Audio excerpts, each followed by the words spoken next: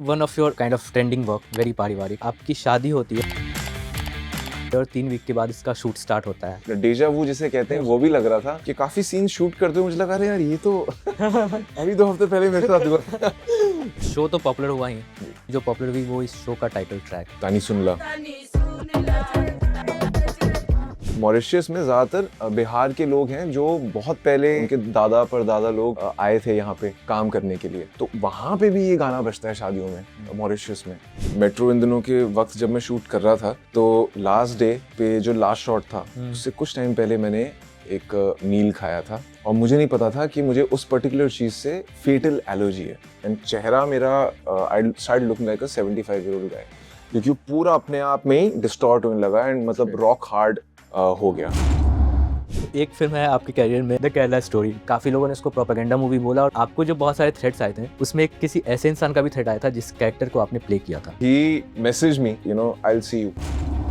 शेरशाह का आपका जो कैरेक्टर था राइफलमैन यशपाल, कारगिल में शूट कर रहे थे, 14,000 फीट थे वहाँ, आज भी लाइव शेल्स पड़े हुए हैं जो कभी वॉर के टाइम पे फायर हुए होंगे लेकिन फटे नहीं। Till date they can go off at any time. एक तो एड्रेनलिन रश इसलिए होता है क्योंकि सामने आपको पाकिस्तान दिखता है और आप सोचते हो कि आप चला दूं क्या चला दो क्या उसकी तरफ। आपको ट्रैवलिंग और ट्रैकिंग का काफी शौक है एंड एक बार आपके साथ एक near death kind of experience हुआ था।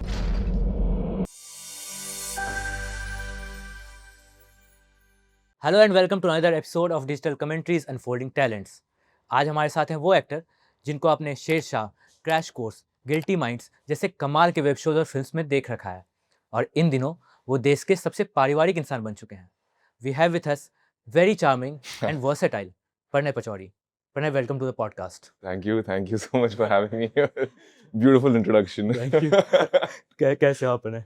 I am excited and खुश भी हूँ काफ़ी, क्योंकि दो बहुत इंटरेस्टिंग प्रोजेक्ट्स निकल रहे हैं, रिलीज हो रहे हैं, साथ साथ चल रहे हैं, तो happy to be part of these projects जहाँ पे मेरे लिए पर्सनली एज एन एक्टर एक थोड़ी वर्सेटाइल होने का मौका मिल जाता है। Definitely, but one of your kind of trending work, very पारिवारिक, जी। One of my favourite shows on YouTube. Yes. तो एक बहुत ही मतलब थोड़ी सी स्पेशल स्टोरी कहूँगा मैंने सुनी कि आपकी शादी होती है और 3 वीक के बाद इसका शूट स्टार्ट होता है, हाँ जी, राइट? Timing of it. तो जो स्क्रिप्ट पे था वो स्क्रीन पर था या जो आपकी रियल लाइफ एक्सपीरियंस थी वो स्क्रीन पर आ रहा था? रियल लाइफ एक्सपीरियंस जो थी ना वो मैं स्क्रीन पे लेके आया हूँ और बहुत मज़ा भी आया है, क्योंकि इम्प्रोवाइजेशंस हो रहे थे। इम्प्रोवाइजेशंस तो हो रहे थे। हाँ। अच्छा, दूसरी बात क्या है कि कॉमेडी एज अ जॉनर करना बड़ा डिफिकल्ट होता है। मुझे इतना, वो भी टीवीएफ के साथ जो बहुत अच्छा लिखते हैं, उनके अच्छे राइटर्स होते हैं, सेट ऑफ टीम विजन बहुत सही होता है। यस। तो वहाँ पे जाना, डिलीवर करना, और comedy as such is so difficult कि या तो वो लैंड करेगा या बिल्कुल नहीं करेगा। तो इतने अच्छे अच्छे को एक्टर्स हैं, एक्सट्रीमली टैलेंटेड है, टीम टैलेंटेड है, तो उन सबके बीच में जाके थोड़ी नर्वसनेस तो होती थी कि यार ये कैसे करना है। फॉर्चुनेटली जैसा आपने कहा कि I think a month before shoot started मेरी शादी हुई। तो जितने भी सीन्स हो रहे थे बहुत सरियल सा था कि और डेजा वू जिसे कहते हैं वो भी लग रहा था कि काफी सीन शूट करते हुए मुझे लगा अरे यार ये तो अभी 2 हफ्ते पहले मेरे साथ हुआ। मैंने कहा मैंने ये किया था, मैं ये करता हूँ ऐसे, ठीक है। So that really help me, because as an actor आप कितना इमेजिन कर लोगे शादीशुदा होना या ये सब। कई बार आपके लाइफ के एक्सपीरियंसेस बहुत काम आते हैं। तो ये सारी चीजें लेके मैं, वो जो भंडार था मेरे पास वो मैं लेके गया पारिवारिक में, और दोनों तरफ से रील एंड रील चीज़ों में बहुत कुछ मैंने देखा, समझा, सीखा, and it was very interesting. तो मेरे लिए it worked as a blessing कि पेरेंट्स के साथ ऑकवर्ड ये बातें, दोनों पेरेंट्स के बीच में फंसना, बीवी के बीच में फंसना, जो आई थिंक एक टिपिकल इंडियन मैन की जर्नी होती है, तो वो मुझे लगा कि हाँ भाई ये सबसे रिलेटेबल है। अब इसमें मैं अपना एक्सपीरियंस लेके आता हूँ कि क्या है, कैसे है। खुशी इस बात से हुई कि यार वो एक शुरुआत में एक्सेप्टेंस जो मिलती है वो हमें धीरे धीरे मिलने लगी। वाई आई थिंक पारिवारिक ऑल्सो वर्कड इज बिकॉज आप जनरली देखोगे ओटीटीज पे true crime thriller, dark content. एक बीच में फेज आ गया था कि ये सिर्फ थ्रिलर्स आ रहे थे, सिर्फ थ्रिलर्स आ रहे थे। और हमारे यहाँ I think as a trend ये चलता भी है कि कोई चीज काम कर जाती है तो 10 लोग खड़े होके वही चीज बना देते हैं। उसको मसाला बोलेंगे, फॉर्मूला बोलेंगे, जो भी है। तो आई फील लाइक मुझे ये लगा कि घर पे जो एक एक माहौल होता था पहले कि आप फैमिली के साथ बैठ के कोई चीज देख सकते हो which is clean in nature, अपने मॉम डैड के साथ कुछ चीज बैठ के देखो जो आपको हंसाए भी, वो एक फैमिली कनेक्ट भी बनता है। तो वो मिसिंग था, वो बहुत जगहों पे नहीं था, क्योंकि लोग अगर कॉमेडी भी बना रहे थे तो या तो वो एडल्ट कॉमेडी जोन में चले जाते थे और whatever, just trying to serve an audience. Here we thought कि let's make a nice clean family show जो एक दूसरे से परेशान है और एक सिचुएशन में स्टक है, अब क्या होगा। तो हमने बहुत कोशिश करी पारिवारिक माहौल बनाने की एंड आई थिंक कहीं ना कहीं that struck a chord with the audience, क्योंकि मुझे ज़्यादातर अभी भी क्या होता है ना, मैसेजेस आते हैं लोग उन लोगों से जो यूएस में, ऑस्ट्रेलिया में दूर रह रहे हैं घर से, तो ये शो देख के उनको अपनी घर की याद आ जाती है। तो it serves a nostalgic factor and जो फैमिली के साथ बैठ के देखते हैं उनको मजा भी आता है कि चलो it's a way of spending some quality time with family, तो बैठ के सब देखते हैं। तो I thought that really worked and मतलब touch wood I would say कि I got lucky also with this show. नहीं, काफी एक्चुअली सही बोल रहे हो आप कि बहुत सारे लोग जो छोटे शहरों से या छोटे गांव से निकल के बाहर आते हैं जी, and when their parents come to the town, जी, काइंड ऑफ सिमिलर सेटअप हो जाता है फिर सिमिलर सेटअप होता है, कल्चरल शॉक होता है कि यहाँ क्या पे अलग cultural चीजें होती हैं, shock? वहाँ अलग चीजें होती हैं, बोल भाव में अलग हो जाता है, हर चीज में अलग हो जाता है। बट शो तो पॉपुलर हुआ ही, जी। एक और चीज जो पॉपुलर हुई वो इस शो का टाइटल ट्रैक, हम्म, जो यूपी और बिहार का काफी पॉपुलर फोक सॉन्ग है जो शादियों में बजाया जाता है, तानी सुन ला। तनी सुन। आप भी UP, you are born in UP right? जी, मैं लखनऊ में पैदा हुआ हूँ, नोएडा में ज्यादातर परवरिश हुई है मेरी। अच्छा, जी, तो ये गाना आपने पहले सुना था? यूपी और बिहार में बहुत पॉपुलर है, हाँ। शादियों में बजता है एंड ये ब्रेकिंग द आइस वाला गाना होता है। तो लोग इस मोमेंट पे शादियों में सबसे ज्यादा एंजॉय करते हैं। तो मैं बहुत खुश था कि अरे यार ये और वैभव भी म्यूजिक कंपोजर भी हैं, Right, राइट? हाँ। तो उन्होंने ये ही पकड़ के और बनाया एंड इनफैक्ट वैभव मॉरिशस से हैं। तो मॉरिशस में ज्यादातर बिहार के लोग हैं जो बहुत पहले उनके दादा परदादा लोग आए थे यहाँ पे काम करने के लिए।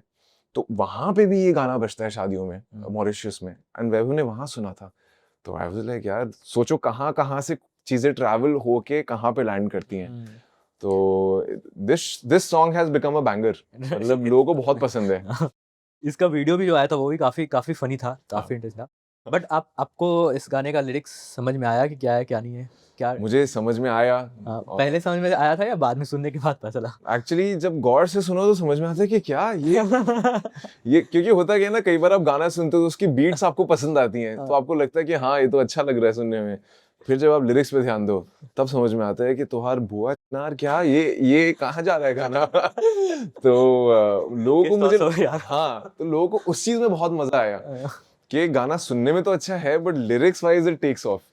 आई रिमेम्बर पहला एपिसोड जब आया था एंड बहुत सारे कमेंट्स थे अबाउट दैट टाइटल ट्रैक जी, कि भाई ये क्या है, मतलब जिनको पता है गाना they are like kind of enjoying it, they are having a blast. जी, जिनको नहीं पता चला कि क्या ये हाँ, क्या गालियां चल रही हैं क्या, correct correct correct. But very funny. तो मेट्रो इन दिनों में it has such an ensemble, तो इतनी इतनी बड़ी कास्ट है, डायरेक्टेड बाय अनुराग बासु। जी, तो when you are part of such a beautiful project, what goes inside your head, what were the feelings when you were confirmed to be a part of this project? Life in a metro ने एक benchmark set कर दिया था for story telling, because that film release हुई थी 2007-2008 में, if I am not wrong. काफी time हो चुका है उस फिल्म को रिलीज हुए। काफी टाइम हो गया। सो उस फिल्म की स्टार कास्ट और जो परफॉर्मेंस थी वो इतनी सुंदर थी, किसी ने सोचा भी था कि अच्छा ऐसे आप स्टोरीज क्लब करके भी कैसी भी कहानी एक शहर के बारे में बता सकते हो। तो उन्होंने, अनुराग बासु सर ने एक बेंचमार्क सेट कर दिया था। तो जब वो फिल्म देखी भी थी तो मुझे लगा भी था कि हाँ यार अपना सिनेमा इवॉल्व हो रहा है एंड ऐसी पिक्चर, ऐसी कहानियों का पार्ट में बनना चाहता हूँ। 2007 में जब शायद मैं 17-18 साल का जब ये फिल्म हुई, इनफैक्ट जब ऑडिशन दिया तो अनुराग सर ने मुझे ऑफिस बुलाया था और मुझे लगा कि अच्छा मतलब या तो रीटेस्ट होगा या कुछ ऑडिशन फिर से होगा, मल्टीपल राउंड्स होते हैं। तो मैं थोड़ा नर्वस भी था कि मुझे पता नहीं यार इतने बड़े डायरेक्टर साहब कैसे कम्युनिकेट भी करो, बातचीत करो, डर लगा रहता है। पर जाके जब मैं मिला एंड एवरीथिंग, तो आए बैठाए, मेरी तरफ देखा और मैं थोड़ा ऐसे ऑकवर्ड भी हो रहा था कि पूरी टीम बैठी हुई है और मतलब हाय हेलो तो हो रहा है लेकिन कुछ बात क्यों नहीं हो रही है आगे। तो बस देखा, फिर उन्होंने बोला कि बस चलो बल्ले बल्ले यू डूइंग द फिल्म। मैंने कहा मतलब अभी no retest no audition, selection हो गया। मैंने कहा नहीं। और वो इतने मस्त मौला इंसान है कि उनकी एनर्जी बड़ी इन्फेक्शियस है। तो इवन ऑन सेट जब मैं गया, मेरा पहला सीन ही अनुपम खेर सर के साथ था। and उनके बारे, वेरी सीरियस एक्टर, उनके बारे में सुनने को भी आपको मिलता है कि उनका एक प्रोसेस है, एक जोन है, कैसे काम करते हैं वो। तो नेचुरली आपको भी थोड़ा लगता है, इमोशनली लेयर्ड सीन है, आपका पहला ही सीन है और वो भी अनुपम सर के साथ है, तो you do tend to feel a little jittery कि अच्छा ये मैं कैसे मैनेज करूंगा। What's your character about? Like, can you tell us something about your character? Basically क्या है कि माय कैरेक्टर बहुत ही एक ऑकवर्ड सिचुएशन में फंसा हुआ है कि 3 बेस्ट फ्रेंड्स होते थे कॉलेज में। मैं, द कैरेक्टर दर्शना बानिक जिनुक जो प्ले कर रही हैं, एंड एक और लड़का। तो हम तीनों बहुत क्लोज होते थे। They got married and the best friend passes away. So basically हम दोनों का ऑलरेडी एक undertone of some feelings towards each other रहता था। पर अब ये एक आप उस कैश 22 सिचुएशन में आ जाते हो कि फीलिंग्स हैं, प्यार है, लेकिन ऑकवर्ड भी है क्योंकि दोस्त की वाइफ है, उसकी तरफ से भी है। तो how do we navigate that, ये एक ऑकवर्डनेस, या तो सेकंड चांस दें एक दूसरे को या फिर मूव ऑन कर जाए लाइफ में। एंड अनुपम सर्स जो कैरेक्टर है वो वाइकेरियसली या मेरे थ्रू अपना एक मोमेंट जिंदगी का देखते हैं कि वो भी इस कगार पे खड़े थे बहुत पहले और उन्होंने अलग डिसीजन लिया, एंड अब वो कैसे हैं, उस वजह से उनकी लाइफ आगे कैसे अनफोल्ड हुई। तो वो मुझे बड़ा समझाते हैं कि प्यार है, मौका मत छोड़ो, गो फॉर इट। तो इमोशनली बहुत ही लेयर्ड था कि आप कैसे, it's a very awkward situation, तो इमोशनली बहुत लेयर्ड था कि समझने में, पोर्ट्रे करने में कि आप यहाँ पे फीलिंग्स भी जता रहे हो, वहाँ पे आप अनुपम सर के साथ ऑकवर्ड भी हो रहे हो क्योंकि उन्हीं का बेटा है जो बेस्ट फ्रेंड था।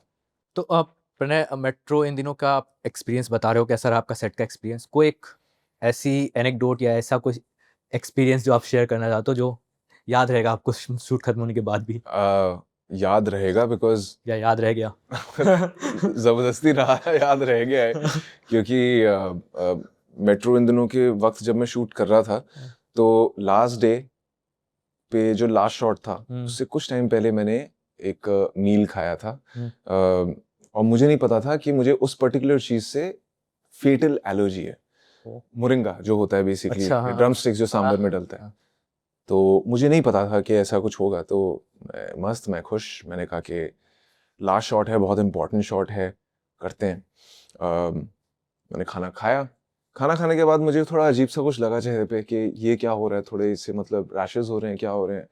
And with in I think 10 minutes asphyxia करके एक कंडीशन होती है जहाँ पे आपकी थ्रोट चोक होने लगती है, एंड चेहरा मेरा I started looking like a 75-year-old गाय क्योंकि वो पूरा अपने आप में ही डिस्टॉर्ट होने लगा एंड मतलब रॉक हार्ड हो गया। जो मुझे लगा कि ये I don't know what is happening. तो तानी मैम जो अनुराग सर की वाइफ है, also the producer on the film, उनको मैंने इन्फॉर्म किया। She came running, she took me to the hospital, also shocked कि यार ये क्या हो रहा है इसके साथ। हॉस्पिटल गए, एड्रेनलिन का इंजेक्शन लगा, एंटीहिस्टामिन लगा, and then I got back to being normal. एक तरीके से जहाँ पे हार्ट बीट थोड़ी ठीक हो गई, फेस की स्वेलिंग कम हुई लेकिन इतनी कम नहीं हुई। तो we had to shift the last day shoot to next day morning, thinking कि ये हो जाएगा। अब किसी भी एक्टर के लिए बहुत बड़ा मतलब दुख का ये होता ही है कि यार आप कोशिश करते हो कि आप अच्छी परफॉर्मेंस दो, अच्छी चीज करो, सब कुछ है। 12 घंटे after being knocked out I woke up. सुबह 6 बजे सीन था, मैं उठा, मैं गया, कोलकाता में शूट कर रहे थे। बाथरूम गया देखने के लिए कि आई थिंक अब it's much better, and I went but my face was still Solan.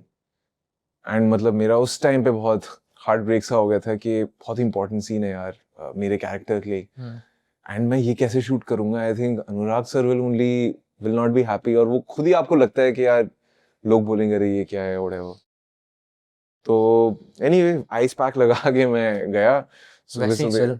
या I had no other option, ice pack लगा के मैं गया and everything. And Anurag sir, Nani ma'am, Anupam sir, everyone was sweet कि कोई बात नहीं, अभी कर लेते हैं, अगर जरूरत पड़ी तो रीशूट कर लेंगे, ये वो वगैरह। वो मुझे बहुत अच्छा लगा उनका एटीट्यूड, कि they were very supportive that वे।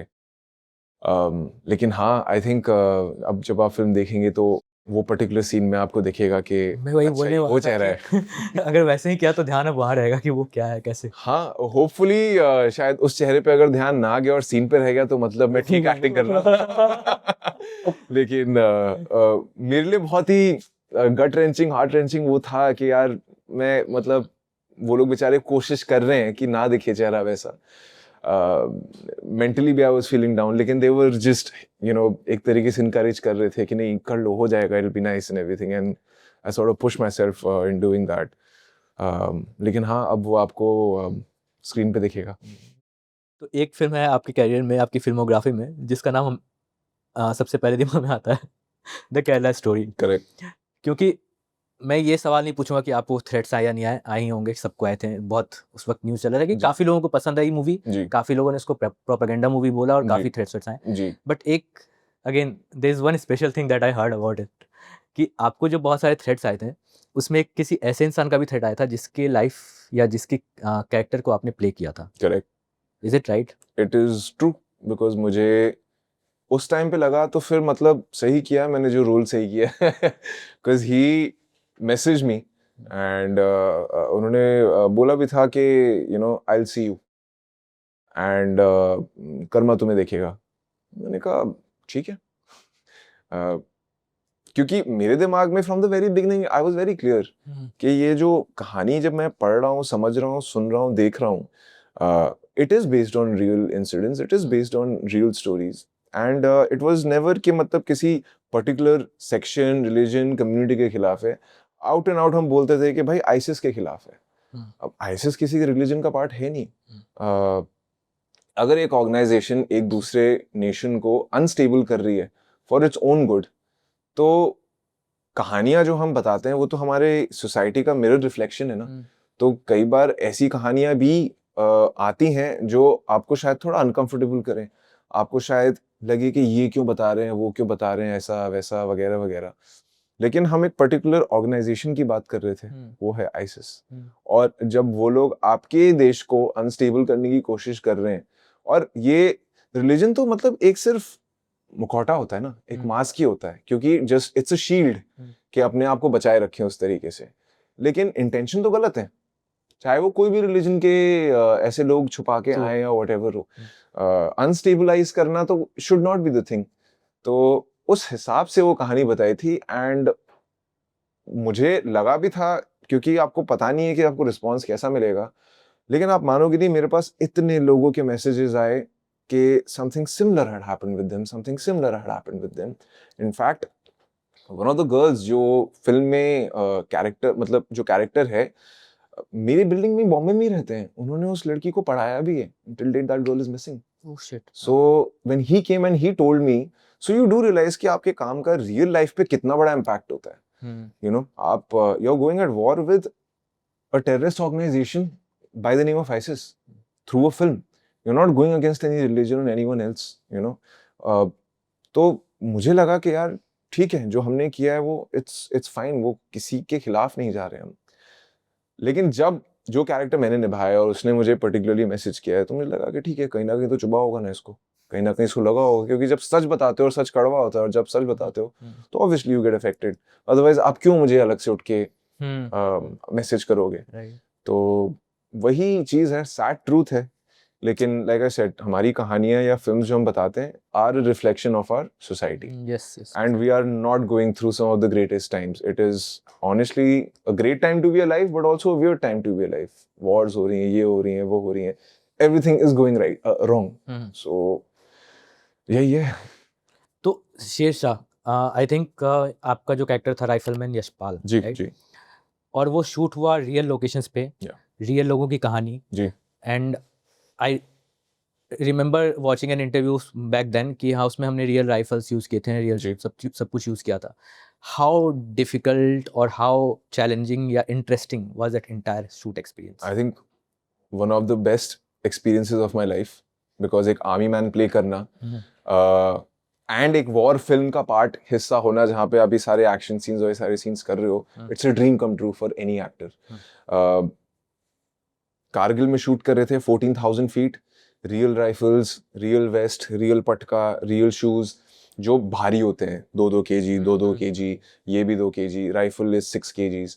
हमने एनएसजी कमांडोज ट्रेनिंग ग्राउंड जो होता है वहाँ पे हमने ट्रेनिंग ली थी with commandos who would train us अच्छा। बॉम्बे में। सो 15 दिन हमारी लगातार ट्रेनिंग चली, सुबह 4 बजे उठ के 9 बजे तक हम लोग ट्रेनिंग करते थे ऑलमोस्ट एवरी डे। 20 दिन तक, 15-20 दिन तक ये चला। लेकिन कुछ प्रिपेयर नहीं करता आपको जब आप 14,000 फीट पे होते हो।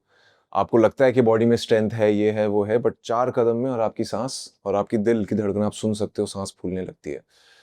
तो एक्लिमेटाइजेशन, ये सब चीज़ें आप करते रहते हो, but still it was very tough because एक तो एड्रेनलिन रश इसलिए होता है क्योंकि सामने आपको पाकिस्तान दिखता है और आप सोचते हो कि आप चला दूं क्या? चला दो क्या उसकी तरफ।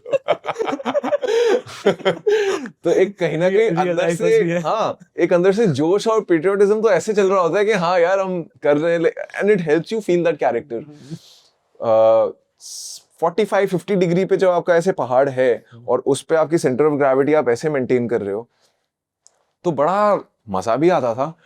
पर 12-12 घंटे आप जा रहे हो, फाइट कर रहे हो, लड़ रहे हो, रियल केस सिनेरियोज बनाना, रियल बॉम्ब ब्लास्ट हो रहे हैं, रियल चीजें हो रही हैं, ब्लैंक बुलेट्स फ्लाई कर रहे हो, आप फायर तो कर रहे हो और वो निकल भी रही हैं, पूरी एक प्रॉपर फील आती थी आपको करते हुए। इनफैक्ट शूट के 2 महीने तक मेरी बॉडी लैंग्वेज भी ऐसी थी कि I could always, till date I can always stand like that, क्योंकि वो 2 महीने तक हम रेगुलरली ऐसे खड़े रहते थे, शूट करते थे। अच्छा, राइफल के साथ मूव कैसे करना है, जाना कैसे, रिएक्शंस कैसे देने हैं, ये कैसे करना है, वो सब सारी चीजें सीखी। एंड आई थॉट कि ये करना था, ये चीज जो समझ में आ रही है, ये इसमें बहुत मजा आ रहा है। और रियल लाइफ लोकेशन में शूट करना अलग ही एक्सपीरियंस था। If I am not wrong, उसमें रियल लाइफ आर्मी पीपल भी थे, राइट? हाँ, no extra actors, No real extra life army के जो लोग थे जो बड़े आराम से पहाड़ चल रहे हैं, भाग रहे हैं, कूद रहे हैं और हम एज एक्टर्स देख रहे हैं कि यार हमारे सामने तो मत करो, बुरा लग रहा है। लेकिन आई थिंक वो बहुत ही अच्छे लोग, उनके साथ बैठ के इतनी सारी हमने कहानियां शेयर करी और वो चीजें जो उन्होंने बताई हैं कि कई बार एक बार चोटियों पे बैठे होते हैं, -18 -20 होता है, 6 महीने तक ऊपर बैठे हुए हैं और निगरानी रखे हुए हैं। बहुत ही इनह्यूमन कंडीशंस तो होती हैं बिकॉज ह्यूमनली सर्वाइव करना बड़ा मुश्किल है, but hats off to our soldiers how they do it. और मेजर सब, कैप्टन सब बैठे होते हैं तैनात, बहुत बढ़िया, बहुत मतलब एक रिस्पेक्ट आ जाती है उनके लिए, उनको देखते हुए कि यार इसके लिए अलग ही जिगरा चाहिए, यू नो, सबकी बस की बात नहीं होती। इसलिए जितने भी लोग हमें मिलते थे उन सबके साथ हमें उनके लिए एक अलग ही रिस्पेक्ट होती थी। तो मज़ा भी आता था, कहानियाँ भी सुनते थे। जिस होटल में हम रहते थे वो भी फटा हुआ था कारगिल वॉर के टाइम पे, तो उन्होंने एज अ सुवेनियर वो एक आर्टिशेल रखा हुआ है इन पीसेस, बंकर्स देखे हैं, रियल लाइफ कहानियाँ सुनी हैं। आज जहाँ हम शूट कर रहे थे वहाँ आज भी लाइव शेल्स पड़े हुए हैं, जो कभी वॉर के टाइम पे फायर हुए होंगे लेकिन फटे नहीं, तो till date they can go off at any time. तो वो बहुत एक्साइटिंग एंड एनरिचिंग एक्सपीरियंस था, क्योंकि 800 साल पुराने विलेजेस, उनमें आप जा जाके 100 साल पुराने घरों में हमने शूट किया है। तो वो देख के लगता था कि यार ये एक्सपीरियंस शायद एक कोर मेमोरी की तरह रहेगा हमेशा। अब बीच में कहानियों का मेंशन कर रहे थे और मेरा ध्यान वहाँ पे अटका हुआ है। शूट खत्म होने के बाद like what did you guys talk with them, और क्या बातें होती थी, मतलब किस तरह की कहानियां शेयर होती थी? वो फिल्मों के बारे में आते थे या आप उनके बारे में, उनकी स्टोरीज किस तरह की कहानियां वो शेयर? तो ये बताते थे, उनको तो ये फैसिनेशन होता था कि फिल्म शूट कैसे होती है, अच्छा। क्योंकि वो बताते हैं आपने ये फिल्म देखी है, अच्छा वो हमसे ज्यादा फिल्म्स देख लेते हैं क्योंकि थोड़ा टाइम होता है, निगरानी भी रख लो, लेकिन कभी कभी जब नीचे भी आप पोस्टेड हो तो फिल्म्स उनको देखने में बड़ा मजा आता है, एंटरटेनिंग है, एंटरटेनमेंट वैल्यू देता है उन्हें। तो वो खूब बात करते थे, ये कैसे होता है, वो कैसे होता है। आप इनसे मिले, Siddharth used to be there, तो सिद्धार्थ मल्होत्रा काफी उनसे बात करते थे, शेयर करते थे। तो उस एक्सपीरियंस को वो लोग बड़े फैसिनेटिंगली सुनते थे कि अरे वाह ऐसे होता है, वैसे होता है, आप इससे मिलो, आप उससे मिलो। तो वो बहुत एक इनोसेंट कॉन्वर्सेशन होती थी। फिर जब हम उनसे पूछते थे कि आपका एक्सपीरियंस क्या रहता है, रूटीन क्या रहता है, तो हमने तो उनके साथ एक्चुअली 2-3 दिन उनके बेस में रह के उनके साथ ट्रेनिंग करी है। नकल्स पे जाके पुशअप्स करे हैं, जमीन पे पत्थर निकल रहे हैं, सैंड है, नो वेजिटेशन, भागा दौड़ी कर रहे हैं, ड्रिल्स कर रहे हैं, उनके साथ बैठ के खाना खा रहे हैं। उनके जो गाने होते थे जो वो एक दूसरे के लिए गाते हैं, क्योंकि यूनिट ब्रदरहुड बन जाता है, तो वो एक दूसरे के लिए गाना गाते थे, तो हर यूनिट का एक अलग वॉर क्राई भी होता है और गाने भी होते हैं जहाँ पे वो सपोर्ट करते हैं, तो it's a culture, every unit has its own culture.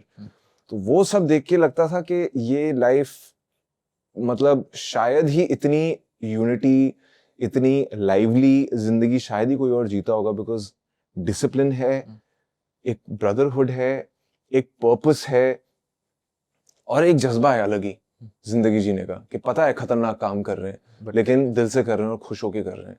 तो वो चीज बहुत इंस्पायरिंग लगती है। लाइक ये चीजें अगर हम अपनी डेली लाइफ में अप्लाई कर सकें तो यार आप कहाँ से कहाँ निकल जाओगे। सोचना और बोलना बड़ा आसान होता है, but to imbibe that and to do that, मतलब मैं तो till date I am in touch with a lot of soldiers. अभी भी मेरी उनसे बातें होती हैं, मैं बोलता हूँ कि चलो ये फिल्म देख लेना जब पोस्टेड हो गए, या ये कर लेना वो कर लेना। आपको कॉल भी आया था शायद यशपाल सर का, राइट? यशपाल सर से मेरी बात भी हुई थी। जी जी। What was that call about? क्या बात हुई थी? गूज बम्स मोमेंट था, क्योंकि उन्होंने बोला कि उन्होंने मुझे कॉल किया फिल्म देखने के बाद, तो उन्होंने मुझे बोला कि मैं बहुत खुश हूँ कि आपने मुझे इस तरीके से पोर्ट्रे किया, और मैं सच में जहाँ पे रहता हूँ और जो मेरे कलीग्स हैं, जो लोग हैं, वो मुझे अलग ही अब स्पेशल फील करवा रहे हैं। तो थैंक यू टू यू। मैंने कहा sir please thank you to you, आपने इतनी बड़ी चीज करी, because he did get shot. The story is के मतलब विक्रम बत्रा जो थे वो इन्हीं को बचाते हुए ही गॉट शॉट। तो वो उन्होंने यशपाल सर ने जो मुझे बात बताई वो ये था कि अगर मेरी आपसे पहली बात हुई होती शूट से पहले तो मैं आपको बताता एग्जैक्टली क्या क्या हुआ, और मतलब आप सोच नहीं सकते कि हमने क्या क्या देखा है, क्या क्या करना पड़ा। तो वो सोच के ही समझ के ही आप उनकी आवाज में समझ सकते हो कि यार these people have gone through a lot.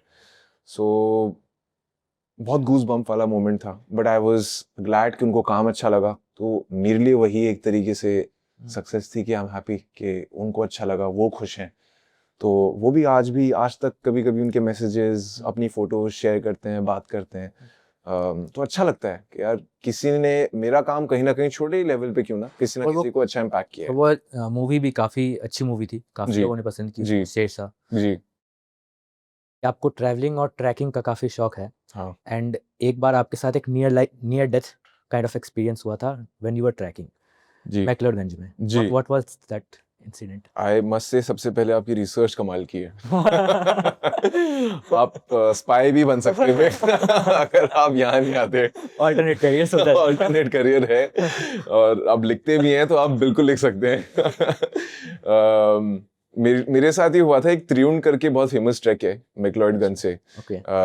3 घंटे 4 घंटे लगते हैं, एंड मैंने अपनी पहली फिल्म शूट करी थी। उसके बाद मैंने डिसाइड किया था कि मैं इस ट्रैक पे जाऊंगा अपने बेस्ट फ्रेंड उस टाइम पे और अपने भाई के साथ, छोटे भाई के साथ। तो हम तीनों गए थे, हम तीनों नौजवान आराम से घूम रहे हैं, चिल कर रहे हैं। हमने कहा चलो ट्रैक है, कर लेते हैं, क्या होगा। अनइन्फॉर्म्ड चॉइस थी, बिकॉज हमें पता नहीं था कि ऊपर बहुत बर्फ मिलेगी, इतनी बर्फ कि 3-3 फीट की बर्फ होगी, और we are not train to a point कि मतलब आप बर्फ में कैसे ट्रैक कर करके जाओगे। और जो यूजली 2.5 से 3 घंटे का ट्रैक होता है, हमारे लिए 4.5-5 घंटे लग गए 11 किलोमीटर ऊपर जाने में। तो हमारी हालत खराब हो गई थी, और मेरे दोस्त और भाई तो बहुत अच्छे कर भी रहे थे क्योंकि उनके पास प्रॉपर स्पोर्ट शूज थे। मैं गधों की तरह बास्केटबॉल शूज पहन के तो मैंने सोचा कि अब अगर चोट लगेगी भी तो इट्स ऑन मी।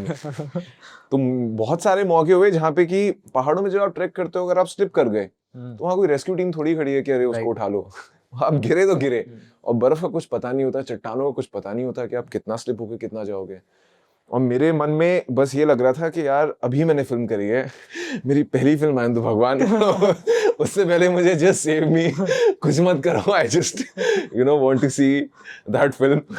एंड किसी तरह मुझे ऊपर जा रहा हूँ, एंड त्रियुण पे त्रियुण देवी करके हैं, तो वो दूर दिखती हैं आपको, तो हम किसी तरह ऊपर पहुंचे तो सही। हम गए थे विद द आइडिया कि यहाँ रहेंगे, लेकिन जिस हिसाब से उन्होंने हमें इन्फॉर्म किया, फेब का महीना था, कि देखो बर्फबारी कभी भी हो सकती है।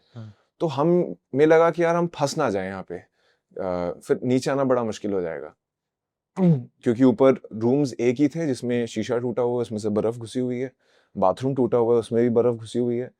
एंड मेरा भाई जो मुझसे काफ़ी लंबा है वो बाहर गया to find a space to go for his bathroom, और वो खुद 6 फीट 3 इंच हो गया, एक डिच में गिर गया यहाँ तक। Oh shit.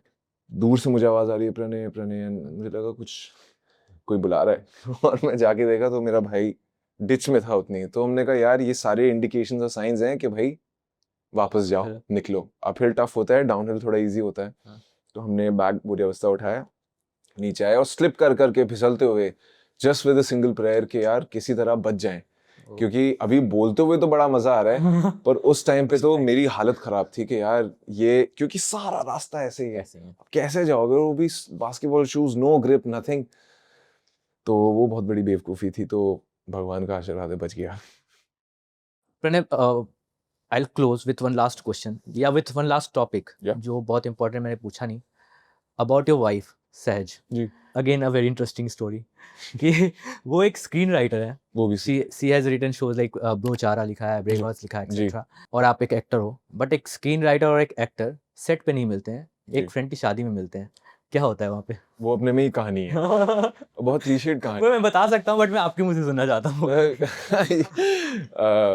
सही बोला आपने, बहुत अनएक्सपेक्टेड मीटिंग भी थी, और मतलब आप सोचते भी नहीं हो, बहुत क्लीशेड तरीका होता है कि किसी से आप अपने होने वाले लाइफ पार्टनर से एक शादी में ही बम करो। और जिसकी शादी थी वो मेरा भी बहुत अच्छा दोस्त था, उसका भी बहुत अच्छा दोस्त था, लेकिन उस अच्छे दोस्त ने हम दोनों को भी मिलवाया नहीं था। तो मैं सोचती ये तो कैसा अच्छा दोस्त है, लेकिन ये पता है मैं सिंगल हूँ। हाँ, ये क्या कर रहा है। तो शादी पे हम मिले तो सही, एंड बहुत मतलब स्टूपिड साउंड करेगा या मतलब बहुत फेरी टेलिश जोन में जा रहा हूँ मैं, बट आई थिंक पहले दिन जब हम दोनों मिले थे तो वो होता है कि आप बस एक दूसरे को, मतलब वो लुक एक्सचेंज होता रहता है, हाय हेलो हुआ ये वो, लेकिन उतनी बातें नहीं हुई। दूसरे दिन जब शादी हो गई थी और हम सब दोस्त बहुत खुश थे, तो हमारी बहुत बातें हुई, इतनी बातें हुई कि हम लोग शायद पूरा दिन बातें ही करते रहे। एंड एंड में मैंने उनको पता नहीं क्यों बोल दिया कि आज से ठीक 2 साल बाद you and I R getting married. ये पहली चीज आपने यही बोली थी? एक्टर ड्रामेटिक कॉन्फिडेंस चाहिए। ड्रामा चाहिए लाइफ में। मैंने ये बोल दिया, और उसने कहा बहुत कॉन्फिडेंस है आपको। मैंने कहा पता नहीं, बट एक फीलिंग सी आई तो मैंने बोल दिया। एंड ठीक 2 साल बाद ऑन द सेम डेट हम दोनों की शादी हो गई। सो आई थॉट कि मतलब इट्स मैजिकल, इट्स वियर्ड कि कई बार कुछ चीजें होती हैं, आप प्लान नहीं करते, आपको पता नहीं चलता, पर फिर वो चीजें हो जाती हैं। तो ये वेडिंग डेट प्लान किया था कि उसी दिन करना है, या फिर ये भी मतलब प्लान हम लोग कोशिश भी कर रहे थे कि हाँ इट विल बी नाइस कि हो जाए एवरीथिंग, लेकिन फॉर्चुनेटली हुआ ही ऐसा कि वो सारी setting everything came together specifically for that date. तो आई थॉट ग्रेट यार, some things are probably made up in heaven. What was her reaction जब आपने ये पहली बार बोला? मैं वो इमेजिन नहीं कर पा रहा हूँ। वो उसका रिएक्शन था क्या कौन है तू? ये क्या बातें कर रहा है यार। उसने मुझे इंटर्न आई थिंक जज भी किया था कि यार ये एक्टर आदमी कैसी बात बेहूदी बातें कर रहा है, अभी मिला और अभी बोल रहा है, लाइक हाउ। बट मुझे लगा कि यार आई थिंक रियल फिल्म की जो कहानियां होती है ना, वो रियल लाइफ से ही इंस्पायर्ड होती हैं। तो ऐसे मेरे तरह लोग होंगे जो ऐसी चीजें करते हैं या बोलते हैं। तो जस्ट वेंट विद इट यार, जो ऑनेस्टली लगा उस मोमेंट में, मुझे लगा हाँ यही है, और मतलब माय सर्च एंड्स हियर। तो मैंने बोल दिया। उस टाइम पे मैंने सोचा नहीं ज्यादा कि कहीं भाग ना जाए या लास्ट डे ऑफ द अब नहीं मिलेगी। Very definitely, and I hope you guys keep growing together. Thank you. I wish you all the best for Metro and your other work, and hopefully एक के बाद एक आपके और काम रिलीज होते जाए, हम ऐसे ही मिलते हैं, बात करते हैं। Thank you so much, यार। Thank you for coming to the very nice of you. Thank you for having me. Hello everyone. This is Digital Commentary, and मुझे बहुत मजा आया इस पॉडकास्ट पे अपना एक्सपीरियंस शेयर करने में। ये लोग बहुत अच्छा कंटेंट बनाते हैं, and I love personally listening to them. So if you want to stay connected to real stories, unfolding heroes, real life experiences, then please like, share, subscribe to Digital Commentary. Thank you.